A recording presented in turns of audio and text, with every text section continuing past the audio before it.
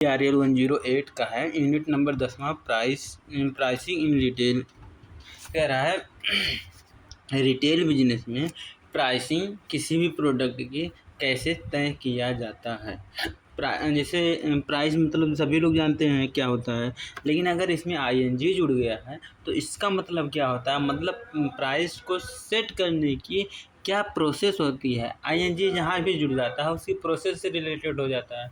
तो वही कह रहा है कि जो खासकर जो रिटेल बिजनेस में कोई किसी भी प्रोडक्ट या सर्विस की ये जब हम लोग प्राइस को सेट करते हैं, प्राइस को तय करते हैं, तो कौन कौन से ऐसे फैक्टर होते हैं जिनको हमको इंक्लूड करना होता है।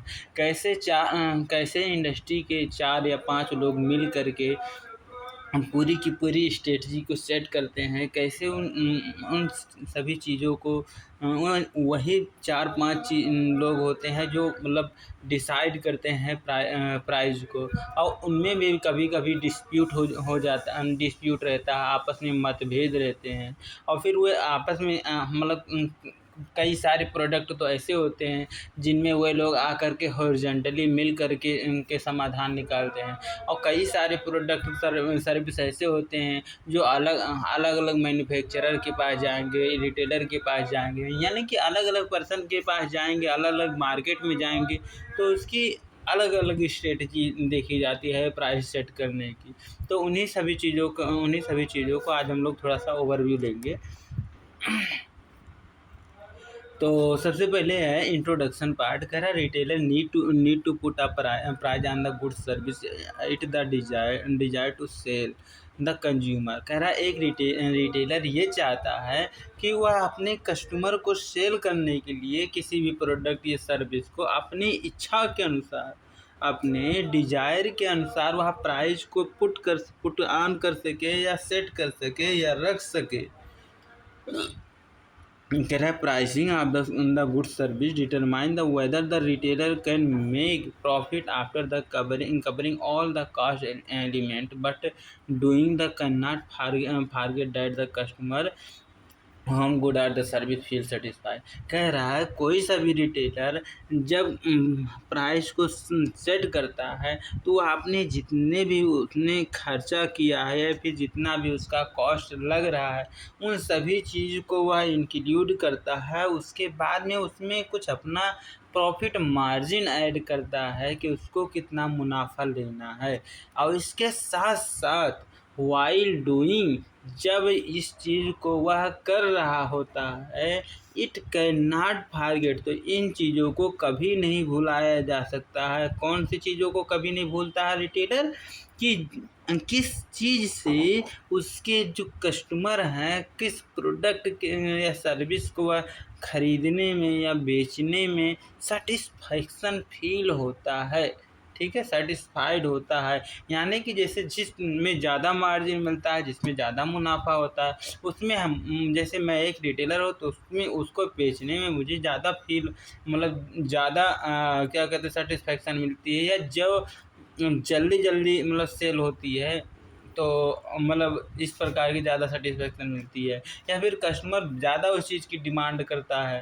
कह रहा while finalize its the price in the strategy the retailer need to ensure that the tune with the its the image are the positioning must be the consistent of the sales profit and the return on investment of the goal. कह रहा है इसके पहले कि pricing को finalise करें, pricing को final मार दें कि हाँ अब यही प्राइस रहेगी, इसके पहले कुछ और भी चीज़ को देखा जाता है कि जो आप प्रोडक्ट मार्केट में लॉन्च करने जा रहे हैं उसकी इमेज किस प्रकार की लोगों के बीच में है, उसकी पोजीशनिंग कहाँ है, यानी कि लोग उसको समझते भी हैं या नहीं समझते हैं, उसमें उसके प्रति अवेयरनेस है या नहीं है, या फिर उसकी रैंक कहाँ पे है, उसका मार्केट शेयर कितना है, इन सभी चीज़ों को देखते हैं। फिर उसको कैसे से सेल्स करना है, उसमें कितना प्रॉफिट है, कितना हम उसमें पैसा लगाएंगे और उसका कितना रिटर्न हमको मिलेगा, इसको कहते हैं रिटर्न ऑन इन्वेस्टमेंट। तो वही इन सभी चीज़ों को मतलब वह देखता है।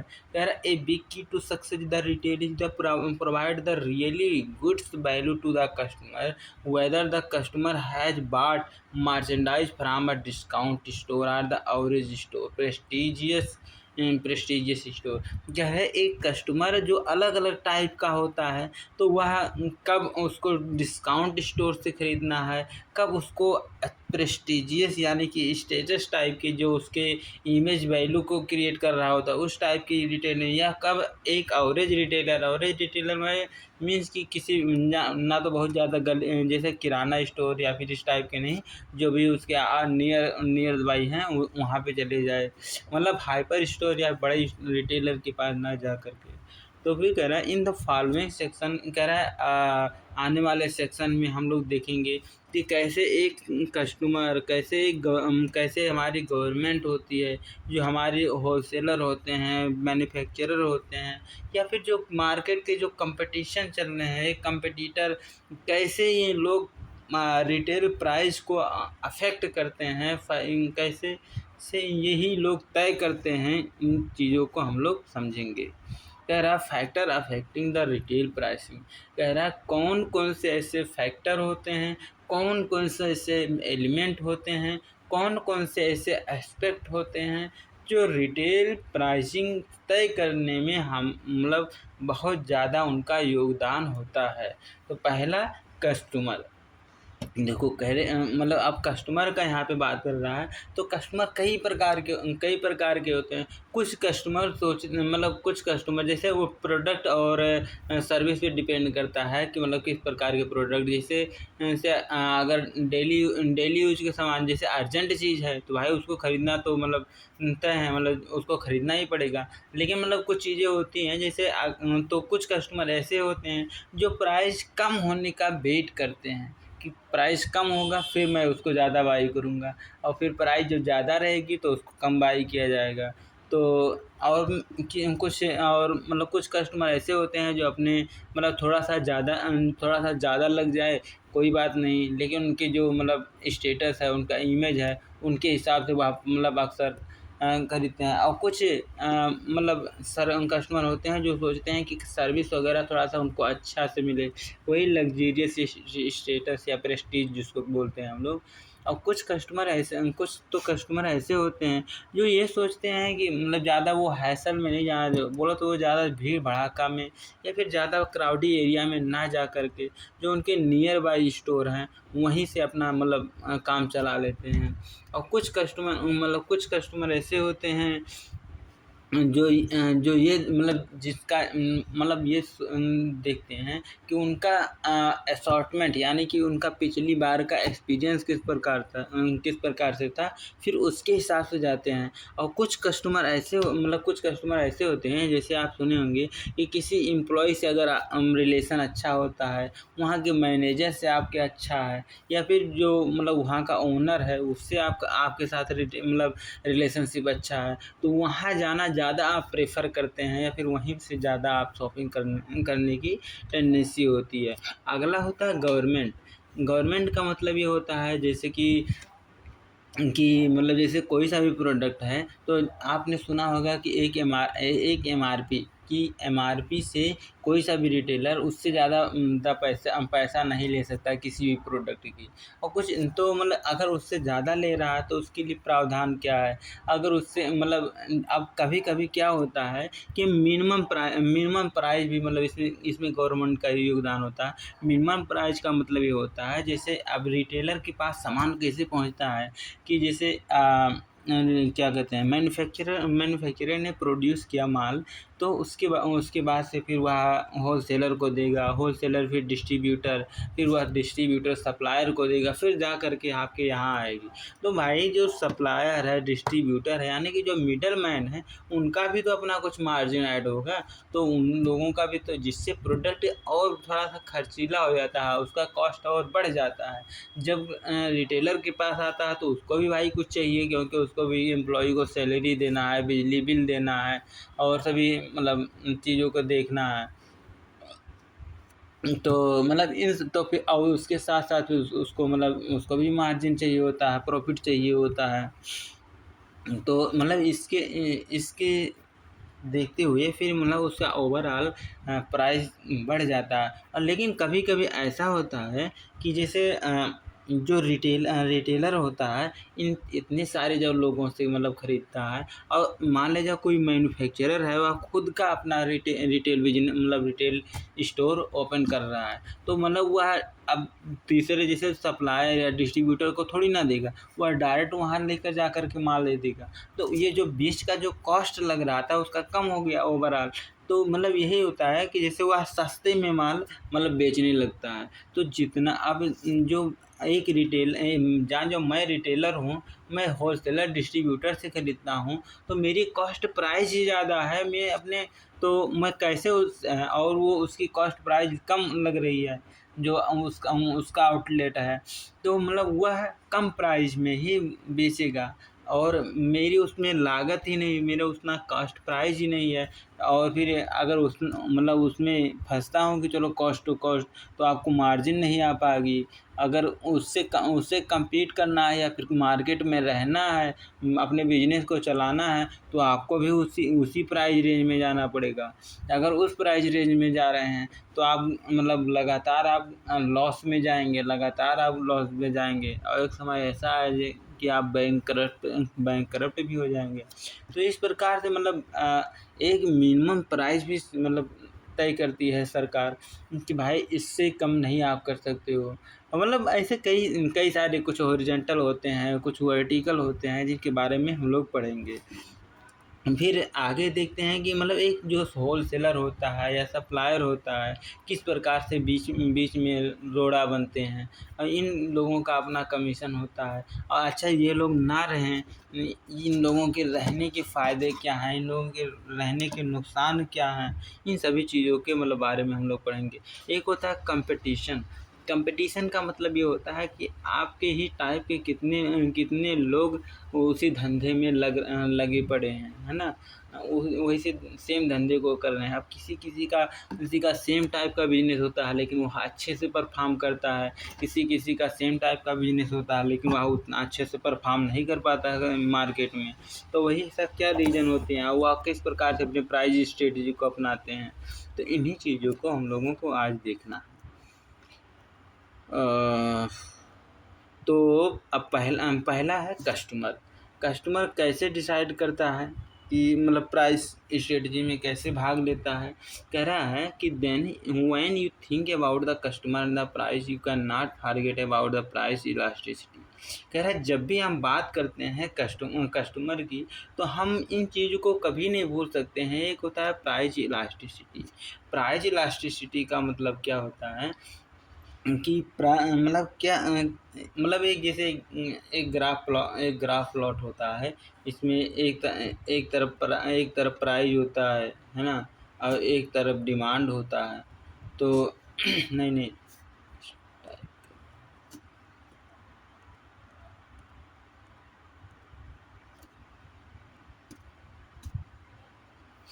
हाँ, इस तरफ प्राइस मान ले जा ओहो! ये प्राइस हाँ, तो यही मतलब अभी जो ग्राफ दिख रहा है, तो मतलब यही होता है प्राइस और क्या कहते हैं उसकी क्वांटिटी में। जैसे क्या होता है कि जब डिमांड किसी भी चीज़ की बढ़ने लगती है ना? तो डिमांड बढ़ने का मतलब क्या होता है कि जैसे क्वांटिटी बढ़ रही है।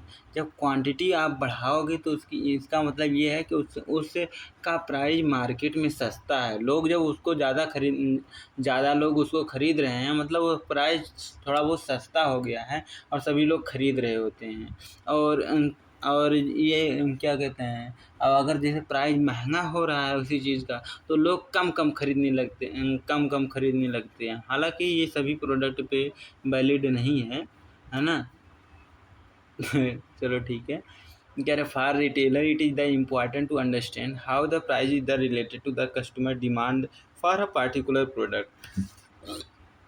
कह रहा है एक रिटेलर हो करके, और हम लोग मतलब इस चीज़ को कि डिमांड और प्रोडक्ट में कैसे किस प्रकार से रिलेशनशिप होता है, इन चीज़ों को अच्छे से समझ लेना ज़रूरी होता है, नेसेसरी होता है ना?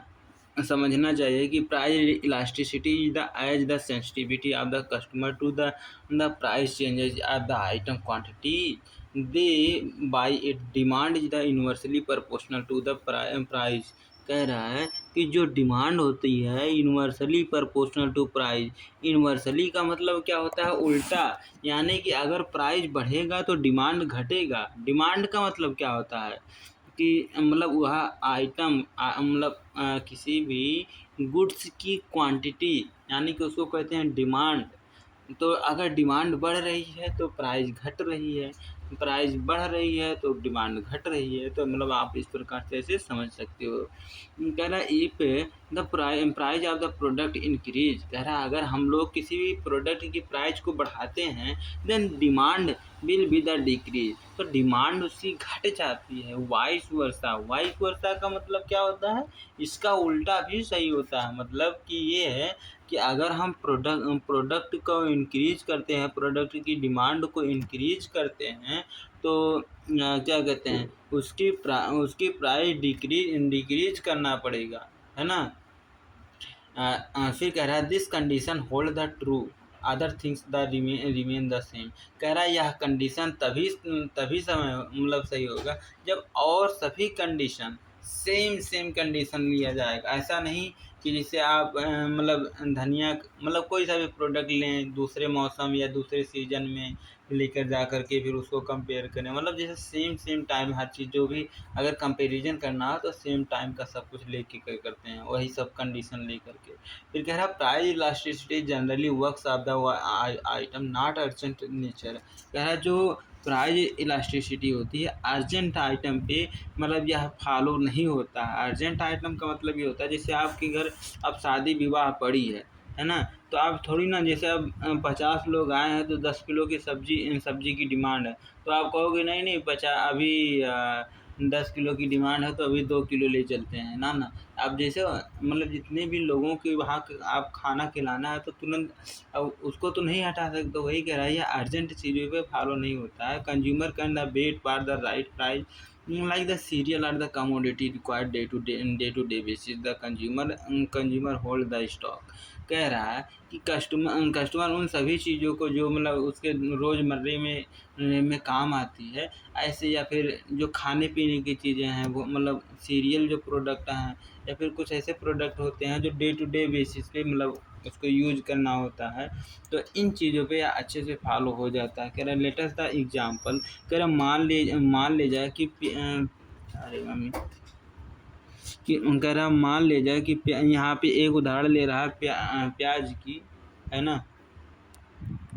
यहाँ पे प्याज का ले रहा है। कह रहा है जब हम लोग मंडी में जाते हैं या मार्केट में जाते हैं तो अगर मतलब प्याज सस्ता में मिल रहा है तो सोच रहे होते हैं कि एक हफ्ता की प्याज अभी तुरंत ले लेते हैं, है ना। और मतलब जैसे एक हफ्ता या एक महीना एक बोरी ले लेते हैं। और जब मतलब थोड़ा महंगा होता है तो हम लोग सोचते हैं कि चलो ठीक है अभी ले लेते हैं 2-3 दिन के लिए, फिर आ जाएंगे मार्केट, फिर देख लेंगे। तो मतलब इस प्रकार से मतलब प्याज का एग्जाम्पल लेकर के यह बता रहा है। और वही प्रकार से जैसे रेस्टोरेंट वगैरह में हम लोग जाते हैं तो फिर इसी प्रकार से देखने को मिलता है। अच्छा यहाँ प्याज वाली सिस्टम बता रहा है। कह रहा है जब प्याज का दाम 40 रुपया किलो था तो हम लोग 10 किलो खरीद रहे थे। जब वही प्याज 30 रुपया किलो था तो हम लोग सोच रहे थे थोड़ा और ज़्यादा खरीद लेते हैं, मतलब क्या कहते हैं हफ्ता दिन का खरीद लेते हैं, 20 किलो ले लेते हैं। लेकिन वही प्याज का रेट और घट गया, 25 किलो हो गया, तो हम लोग कहते हैं कि 2 वीक के लिए खरीद लेते हैं। फिर वही और घट जा रहा है, 20 रुपया किलो हो जा रहा, तो हम सोच रहे हैं कि अब सस्ता हो गया, अब इससे सस्ता नहीं होगा, तो हम लोग 25 किलो खरीद लिए। फिर जैसे अगर और उससे भी सस्ता मिल रहा है जैसे 15 रुपया है, अब इससे सस्ता नहीं होगा या फिर बहुत अब रीजनेबल प्राइस में आ गया है, तो हम लोग 30-35 किलो यानी 1-1.5 महीने के लिए खरीद लेते हैं। इतना खरीद लेते हैं कि वह तब तक सड़े गले ना मतलब ख़राब ना हो। कह रहा as you notice the purpose of the goes the price above the example. कह रहा है जैसे जैसे हम लोग प्राइस कम कर रहे हैं, जैसे जैसे कस्टमर ऑनियन ज़्यादा बिक रहा है, हम लोग ये मतलब इस सिचुएशन से पता लगा सकते हैं।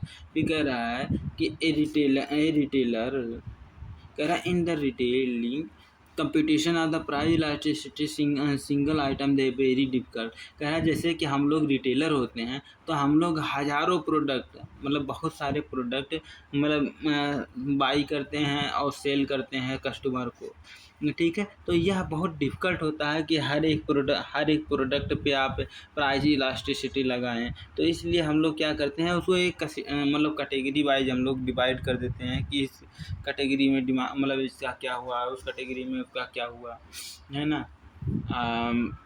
फिर कह रहा है फिर कह रहा है Berman Evans price sensitivity vary by the market segment based on the shopping. कह रहा है कि 5 मेजर यहाँ पे 5 मेजर फैक्टर 5 मेजर सेगमेंट होते हैं जो आजकल के मॉल में ज़्यादातर ट्रेंडिंग में है ना। तो इन चीज़ों को एक ही लोगों को देख लेते हैं। कह रहा है कुछ कस्टमर होते हैं जो इकोनॉमिकल माइंड के होते हैं। इकोनॉमिकल माइंड की मतलब क्या होता है, जो लोग अपना पैसा अच्छे से मैनेज करके रखते हैं। मतलब ये होता है कि वह लोग सही प्राइस का वेट करते हैं। This segment is the growing in the current scenario of the mall culture. कह रहा है यह ज़्यादातर किस में देखा गया है, मॉल कल्चर में। जगह जगह पे मॉल खुल रहे हैं तो उनमें ये ज़्यादा देखा गया। क्यों? क्योंकि जैसे उसमें आप अलग अलग टाइम पे अलग अलग टाइप का डिस्काउंट देख रहे होते हैं। तो वही कह रहा है दीज कस्टमर और इस प्रकार के जो कस्टमर होते हैं perceive all the retailer as the same as are the lookout of the retailer offering best price for their buy. कह रहा है वही लोग वेट करते हैं बेस्ट प्राइस का। There are the particular group of the customer who always wait for the end of the season sale to the some always the search for the discount. और वे लोग सर्च करते हैं डिस्काउंट को, offer less keen to the non discounted merchandise. और वे लोग इस प्रकार से ज़्यादा ध्यान देते हैं, कम ध्यान देते हैं। लेस कीन यानी कम ध्यान देते हैं जो नॉन डिस्काउंट मर्चेंडाइज है, जो जिस पे कोई डिस्काउंट नहीं है उस पर कम ध्यान देते हैं। क्या अगला होता है कन्वीनियंट ओरिएंटेड कस्टमर। अच्छा भैया देखो जैसे अभी आपके कोई बगल में मॉल है और कोई शहर मतलब शहर में 20 शहर में है, तो 20 शहर में जाएंगे तो वहाँ पे क्राउड थोड़ा सा हैसल थोड़ा ज़्यादा आपको झेलना पड़ेगा, है ना।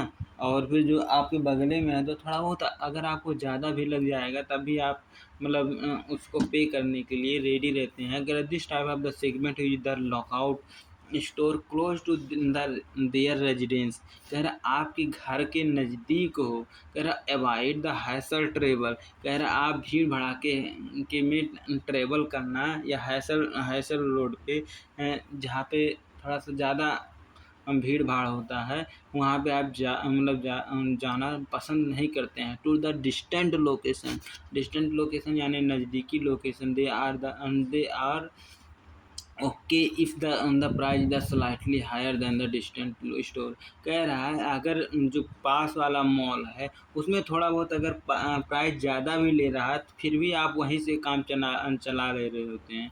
कह रहा है generally the daily house hold like the fresh vegetable हो गया, खाने पीने की चीज़ें होंगी, सीरियल प्रोडक्ट हो गया, वेजिटेबल के प्रोडक्ट हो गया, इस प्रकार के ज़्यादा are the but from the kirana store which offer the daily need to the customer. कह रहा from the parking travelling and the hassle remain the open till hour the same pre open. अगला होता है असॉर्टमेंट ओरिएंटेड कस्टमर। असॉर्टमेंट का मतलब ये होता है जहाँ पे आपका एक्सपीरियंस अच्छा होता है वहाँ पे आप जाना ज़्यादा पसंद करते हैं। This is the segment which does not mind the traveling to their the favorable location for the checking on the new variety and the collection available in the particular category। कह रहा है जिस जगह से आप बार बार शॉपिंग कर रहे होते हैं और वहाँ का एक्सपीरियंस अगर आपको अच्छा मिल रहा होता है तो वहाँ मतलब थोड़ा बहुत अगर आपको ट्रेवल भी करना होता है तो आप उतना नहीं सोचते हैं कि चलो ठीक है चलते हैं। और आपको पता है कि वहाँ नई नई वैरायटी में या अलग अलग प्रकार के आपको इधर उधर जाना नहीं पड़ेगा, वहाँ चला जाऊँगा तो सब कुछ आपको मिल जाएगा। तो ऐसे जगह जाना आप ज़्यादा पसंद करते हैं।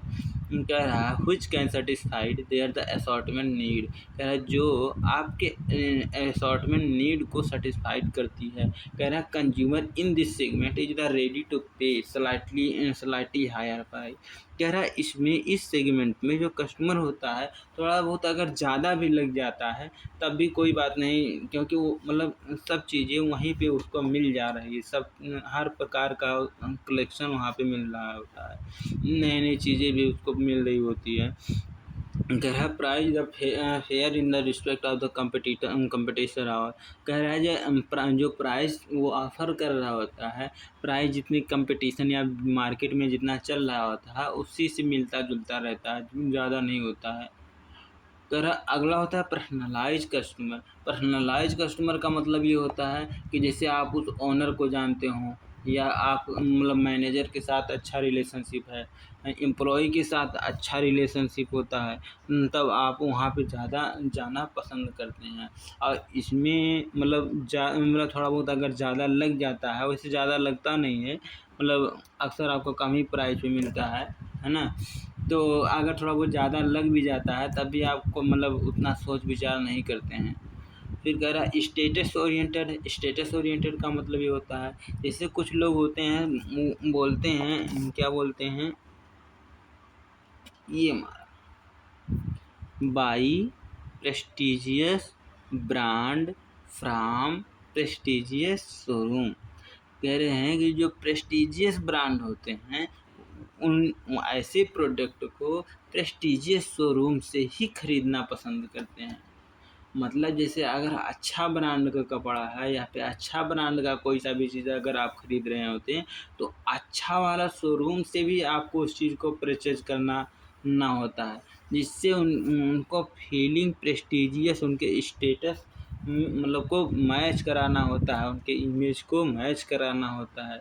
और इस प्रकार के जो कस्टमर होते हैं थोड़ा बहुत अगर पैसा ज़्यादा भी लगता है तो वे लोग बहुत ज़्यादा सोच विचार कॉन्शियस माइंड मतलब ज़्यादा सोच विचार नहीं करते हैं। अगला होता है गवर्नमेंट एंड रिटेल प्राइसिंग। कह रहा है कि गवर्नमेंट का यानी कि हमारी सरकार यानी नेता मतलब जो भी संविधान है या फिर जो भी लॉ है रेगुलेशन है उसका क्या योगदान होता है रिटेल प्राइसिंग में। कह रहा है it is important for the any retailer what are the government rules state where it the located and the country it the belong to. कह रहा है आप किस देश में रह रहे होते हैं, आपका धंधा कहाँ पे लोकेटेड है, किस राज्य में है, इन सभी चीज़ों को बारे में और वहाँ का रूल्स क्या है, वहाँ का रेगुलेशन क्या है, इन सभी चीज़ों को जान लेना बहुत ज़्यादा ज़रूरी होता है। In order to ensure the any they are the violence are the country rules per law country. कह रहा कि वहाँ की क्या रूल्स हैं, क्या लॉ है, क्या वहाँ के कंडीशन है, मतलब इन सभी चीज़ों को क्या सही है क्या गलत है, इन सभी चीज़ों को जान लेना बहुत ज़्यादा ज़रूरी होता है वहाँ की रूरल एरिया के हिसाब से, वहाँ उस राज्य के अनुसार उस देश के अनुसार। कह रहा as per state as the federal law, कह रहा है कि of US government there are the certain restriction imposed on the pricing item. It is the advantage of the no the quite progressive and the many legislative has been the adopted many country including the India adopted them in the course of time। कह रहा है कि जैसे price को set करने में retailer को कई सारी चीज़ों में मतलब उनको अधिकार दिया गया है कि वह लोग अच्छे से मतलब प्राइस को सेट करें और कई चीज़ों में उसको रेगुलेट भी किया गया है, नियंत्रित भी किया गया है। कह रहा major government rules regarding the price in the retail horizontal pricing fixing vertical price. कह रहा है कि मेजर जो अच्छा मतलब क्या कहते हैं मेन पार्ट जो मेन रूल है रिगार्डिंग द प्राइसिंग, तो जैसे कि एक होता है हॉरिजॉन्टल प्राइसिंग, एक होता है वर्टिकल प्राइसिंग। तो एक-एक करके देखते हैं, फिर बताता हूँ। तो हॉरिज़ॉन्टल प्राइसिंग क्या होता है? हॉरिज़ॉन्टल प्राइसिंग का मतलब ये होता है, इसमें सभी प्रकार के रिटेलर, मैन्युफैक्चरर, होलसेलर आ कर के और अपना ही एक मतलब गुट बना लेते हैं, और वही लोग मतलब सभी लोग आपस में सेट करते हैं एक सर्टेन किसी भी एक आइटम की, और एक सर्टेन प्राइस को सेट करते हैं, और उन्हीं प्राइस को सभी रिटेलर चाहे कहीं भी भारत में कहीं भी चले जाएँगे तो वो प्रोडक्ट उतने की मिलेगी। मतलब ऐसा कुछ आपस में बना लिया जाता है स्ट्रेटजी कि हाँ, हम लोग मतलब इस प्रकार से इतना इस प्राइस पे हम लोग ये वाली सेल करेंगे। तो कह रहा है कि लेकिन इस प्रकार के जो प्रोडक्ट होते हैं, आप कस्टमर को भाई चाहे कहीं भी खरीदना होता है तो उसको वो चीज़ मिलना पड़ता है, तो वो कस्टमर बाध्य होता है उस चीज़ को बाई करने के लिए। लेकिन इस प्रकार के चाहे वह रिटेन हो, चाहे वह अनरिटेन हो, यह मतलब सरकार के हिसाब से, गवर्नमेंट के हिसाब से यह इल्लीगल माना गया है regarding the whether the price are the reasonable are not. चाहे वह प्राइस रीजनेबल हो या रीजनेबल ना हो। कह रहा है in the Indian scenario such the practice under restricted under the monopoly restriction policy act. कह रहा है कि इंडियन सिनेरियो इंडियन के मतलब हमारे भारत देश में मोनोपोली रिस्ट्रिक्शन प्रैक्टिसेज एक्ट के तहत यह इल्लीगल है या इसको रिस्ट्रिक्ट किया जाता है। It is also illegal for the retailer to join hand of the any coupon और द रिबेट और द अदर फिक्सिंग टैक्टिस। कह रहा है कि यह वह भी लीगल होता है जो किसी भी कूपन, कहाँ गया, कह रहा है कि from the above figure you notice the MRTP act. MRTP act provide the great help in the controlling the price facilitate the customer. कह रहा है कि एमआरटीपी एक्ट, जैसे कि हम लोग जानते हैं कि जो एमआरटीपी एक्ट जो होता है मतलब एक प्राइस सेट किया जाता है मैन्युफैक्चरर के द्वारा, प्रोड्यूसर के द्वारा, कि मतलब आप उस प्राइस से ज़्यादा उस प्रोडक्ट की प्राइस नहीं हो सकती है, और जिसमें मतलब सब कुछ इंक्लूड होता है, हालांकि पहले से जितनी भी टैक्सेज होते हैं और होलसेलर का मार्जिन, रिटेलर का मार्जिन, मतलब सब कुछ उसमें इंक्लूड होता है। तो वही कह रहा है उससे और अगर कोई सा भी व्यक्ति इस चीज़ का उल्लंघन करता है, इस चीज़ को नहीं मानता है, तो US punishment of for the price, उसको जुर्माना तो देना ही पड़ता है, साथ साथ में उसको जेल भी जाना पड़ सकता है। पैसा तो देना पड़ेगा हालांकि, और उसके साथ साथ उसको मतलब जेल भी जाना पड़ सकता है।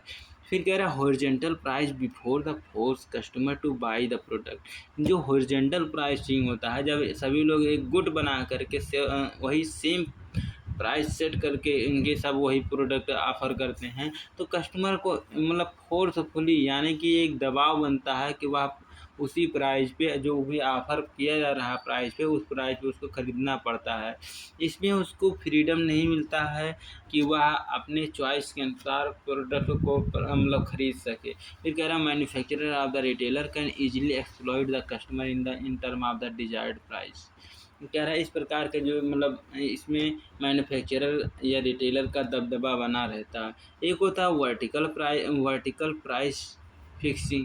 वर्टिकल प्राइस फिक्सिंग का मतलब ये होता है कि जैसे जो मैन्युफैक्चरर होता है वह उसका अलग मतलब जैसे एक रिटेलर सोचता है कि जैसे उसका अलग ही ब्रांड बना करके फिर बेचा जाए, या फिर कुछ मतलब ऐसे चाहता है कि मतलब उसको थोड़ा सा डिस्काउंट दे करके मतलब वह बेचेगा तो उस पे ज़्यादा कस्टमर आएंगे। लेकिन जो मैन्युफैक्चरर होते हैं, जो होलसेलर होते हैं, वही लोग उन लोगों का क्या होता है कि पूरा पूरा मार्केट कैप्चर करना होता है। तो वह लोग अब भाई एक एक रिटेलर को कैसे मतलब कम प्राइस पे दे और फिर अदर रिटेलर को कम मतलब ज़्यादा प्राइस पे दे।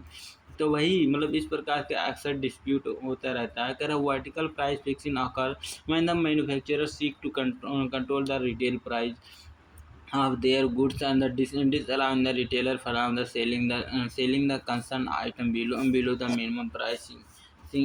Pricing bye them. कह रहा है इस प्रकार के जो मतलब होता है वर्टिकल प्राइस फिक्सिंग जो होता है, यह एक मैन्युफैक्चरर और एक होलसेलर यह ध्यान देता है, इसमें मतलब हमेशा देखता है आप कि जो रिटेल प्राइस है, जो रिटेलर जिस प्राइस पे बेचेगा उस आइटम को, उस पर कंट्रोल अपना रखना, उस पे उसको ज़्यादा प्राइस ना रखना।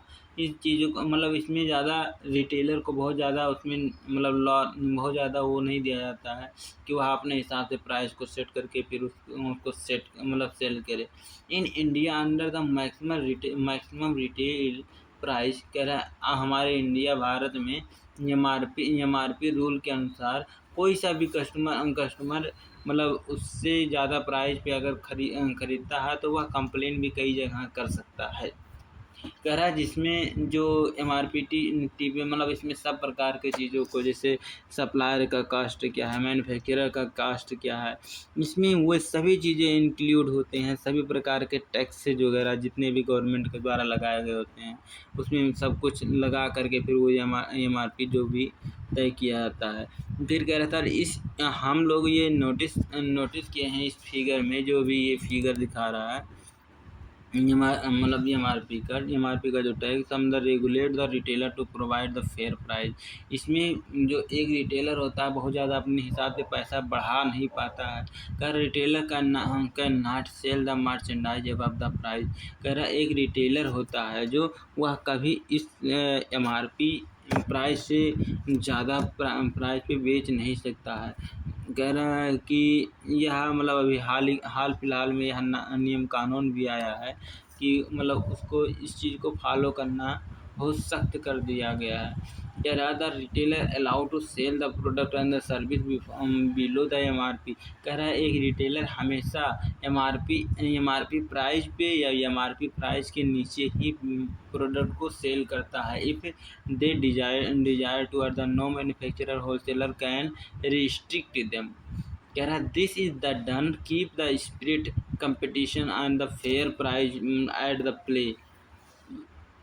कह रहा है यह ना बहुत सारे लोगों को अपॉर्चुनिटी देती है कि वह लोग आएँ धंधा में अपना धंधा स्टार्ट करें, और एक फेयर प्राइस मतलब रीजनेबल प्राइस को तय किया जाता है। कह रहा as per US law and manufacturer the service can the control the retail price by following. कह रहा कुछ नीचे कुछ बात लिखा गया, इसी की मदद से इसी की हेल्प से ये लोग मतलब अपना रेगुलेशन करते हैं। फिर जिसमें से पहला होता है screening of the retailer to avoid the retailer with the doubtful प्रोसीडेंट।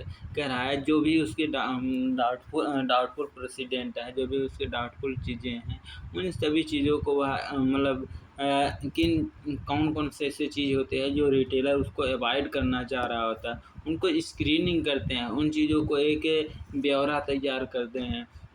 फिर कह रहा है fixing the realistic list price to avoid the any retailer trying to sell the product below the MRP price. कह रहा है इस प्रकार से एक ऐसा प्राइस फिक्स करते हैं जो रिटेलर के लिए भी मतलब थोड़ा सा मुनाफा कमा सके, मतलब वह उसका भी, लेकिन उसको अब भी एमआरपी प्राइस के नीचे ही बेचना पड़ेगा। फिर कह रहा है अगला होता है प्रिंटिंग ऑफ द एमआरपी। जो भी मतलब तय किया गया है प्राइस, वो वही प्राइस एमआरपी प्राइस प्रिंट किया जाएगा। So customer aware of the price to be the charge by the retailer. कह रहा है इस प्रकार से जो एक कस्टमर होता है इन चीज़ों के बारे में अवेयर होना ज़रूरी होता है ताकि ठगाई ना हो। Manufacturer are the wholesaler set up their the store are the progressive item consignment basis। फिर कह रहा है अगला supplier and the manufacturer can refuse to sell the retailer advertise discount price. कह रहा है एक रिटेलर ये सोचता है कि उसको मतलब जो एक रिटेलर होता है या सप्लायर होता है, इन चीज़ों में वह बहुत असहमत होता है कि एक रिटेलर खुद का प्राइस या फिर खुद का डिस्काउंट वो एडवर्टाइज करके या फिर खुद का कुछ कैंपेन चला करके फिर वह अलग से मतलब क्या कहते हैं डिस्काउंट ऑफर कर रहा होता है या फिर अलग से कम प्राइस पे वह बेच रहा होता है। इस प्रकार से अगला होता है प्राइस डिस्क्रिमिनेशन। प्राइस डिस्क्रिमिनेशन का मतलब क्या होता है कि जैसे सेम प्रोडक्ट का मतलब जैसे उसकी अलग-अलग क्वांटिटी पे उसको अलग-अलग प्राइस पे ना बेचा जाए, इस चीज़ को मतलब यह समर्थन करता है। जैसे सेम प्रोडक्ट को सेम मतलब अलग-अलग जियोग्राफिकल लोकेशन के हिसाब से या फिर अलग-अलग कस्टमर कस्टमर के हिसाब से उसको अलग-अलग प्राइस पे जब बेचा जाता है, तो वही कह रहा है कि ऐसा ना करें, इसके लिए मतलब प्राइस डिस्क्रिमिनेशन होता है।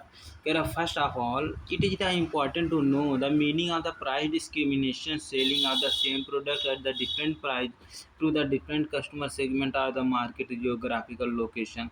कह रहा अलग अलग जियोग्राफिकल लोकेशन के हिसाब से, अलग अलग मार्केट के हिसाब से या अलग अलग कस्टमर सेगमेंट के हिसाब से प्राइस अलग अलग सेम प्रकार के प्रोडक्ट को सेल करते हैं, तो उसको कहते हैं प्राइस डिस्क्रिमिनेशन। प्राइस डिस्क्रिमिनेशन का मतलब ये होता है अलग अलग मार्केट में अलग अलग प्रकार के कस्टमर को अलग अलग जियोग्राफिकल लोकेशन के हिसाब से सेम टाइप के प्रोडक्ट को अलग अलग प्राइस पे उसको दिया जाता है, उसको सेल किया जाता है। इस चीज़ को प्राइस डिस्क्रिमिनेशन कहते हैं। जैसे सॉफ्ट ड्रिंक मान लीजिए कि वह थम्स अप का है, जब हम लोग 750 ml खरीदने जाते हैं तो वह 40 रुपये की मिलती है। वहीं जब हम 2 लीटर खरीदने जाते हैं तो वह 81 रुपये की मिलती है। तो यही कह रहा है कि जैसे अगर 2 लीटर मतलब 1 लीटर खरीदते मतलब 40 रुपया मिल रही होती है, 2 लीटर जब खरीदने जाते हैं तो 80 रुपया का मिलना चाहिए। और वही मतलब 40 रुपया में 750 ml, यानी कि 1 भी लीटर नहीं है, 250 ml उसमें वो भी कम है। तो वही कह रहा है कि मतलब ऐसा ना रहे।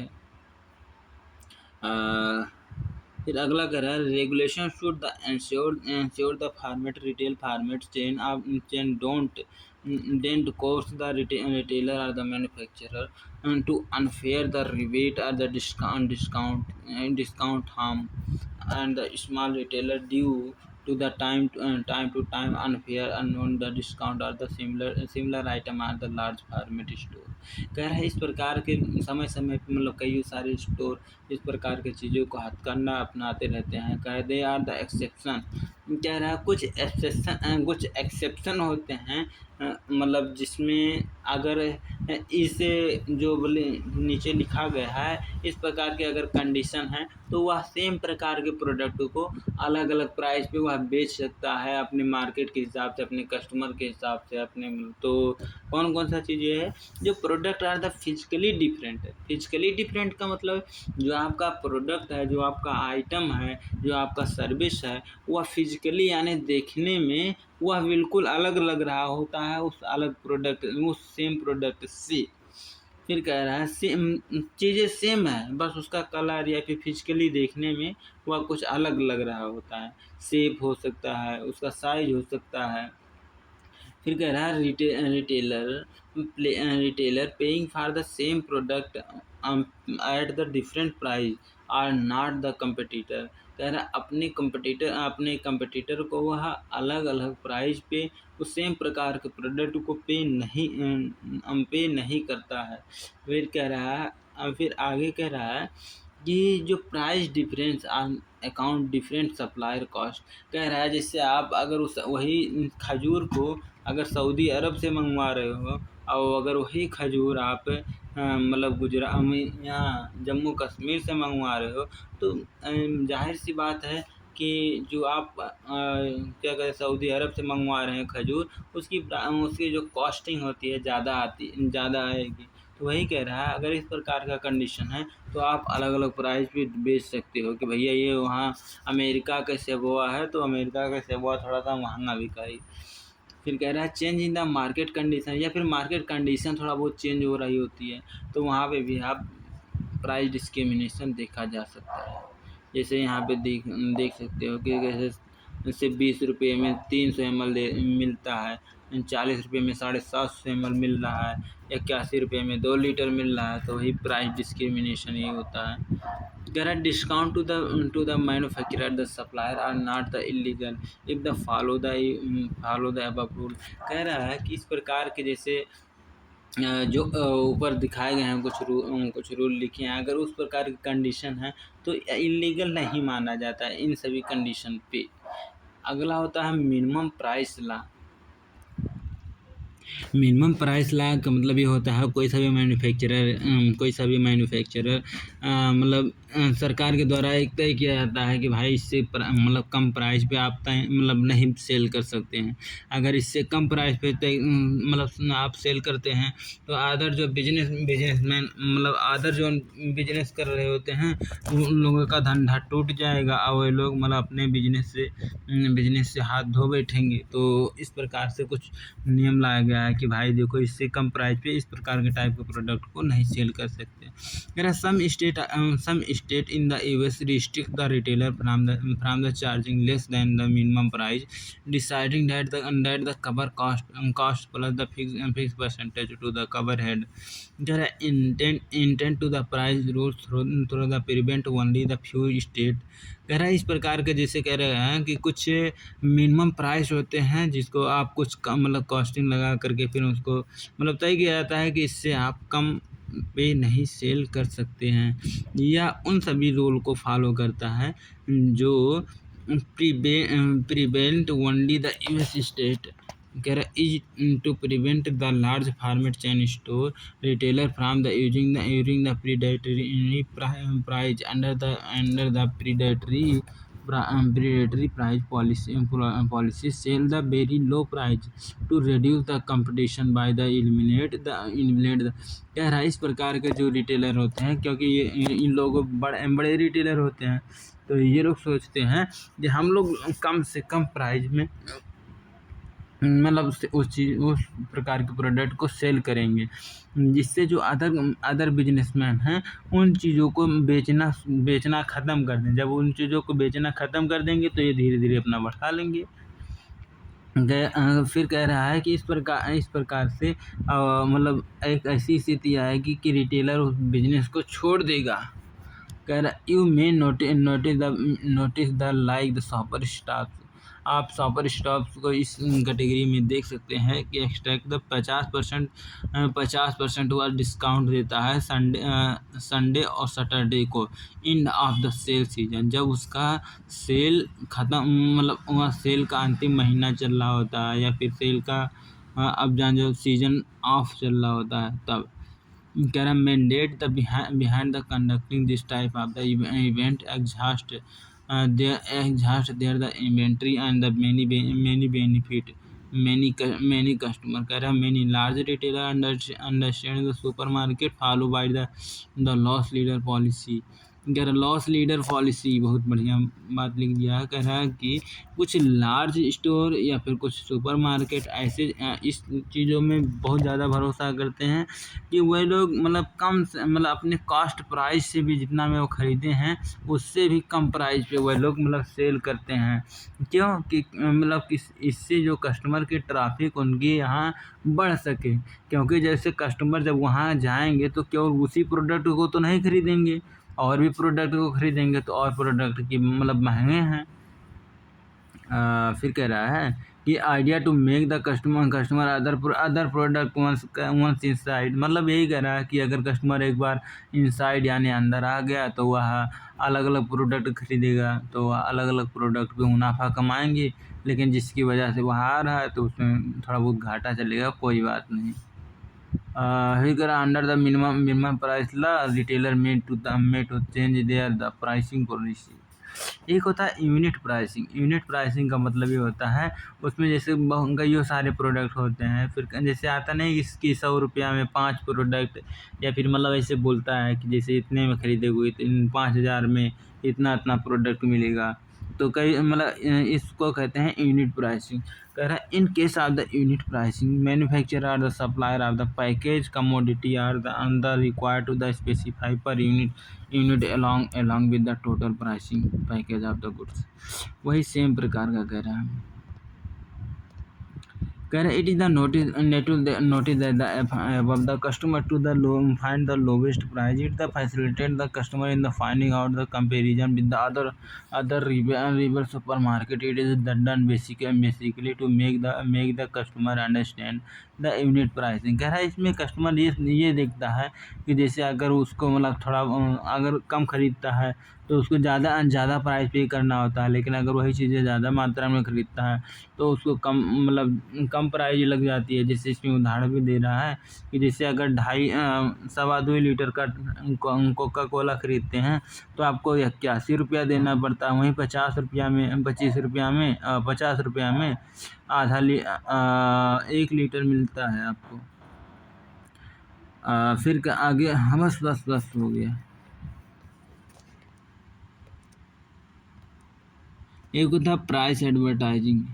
प्राइस एडवर्टाइजिंग का मतलब ये होता है कि मतलब आप प्राइस कुछ और चीज़ों को मतलब एडवर्टाइज कर रहे हो नहीं, उसमें ये बता रहा है कि as per law misleading the advertising. Misleading advertising का मतलब ये होता है कि आप जिस प्रोडक्ट को असल में मतलब वहाँ पे बेचना मतलब misleading advertising on pricing of item prohibited. कह रहा है कि गलत तरीके से प्राइस को दिखाना यह प्रोहिबिटेड यानी कि यह क्या कहते हैं रेगुलेट किया गया, यह नियंत्रित किया गया है, या फिर अमान या इलीगल है। यार फॉर एग्जाम्पल दे के बता रहा है कि retailer can not claim the lower price than the former price of the certain item. कह रहा कुछ आइटम ऐसे होते हैं जो फार्मर प्राइस यानी कि जो उसका एक्चुअल प्राइस होता है उससे कम प्राइस पे आप मतलब बेच नहीं सकते हो। कह रहा if the said had not been offer the sale the price of the substantial period. कह रहा है कि उससे सब्सटेंशियल प्राइस में जिस प्राइस को देखा जाता है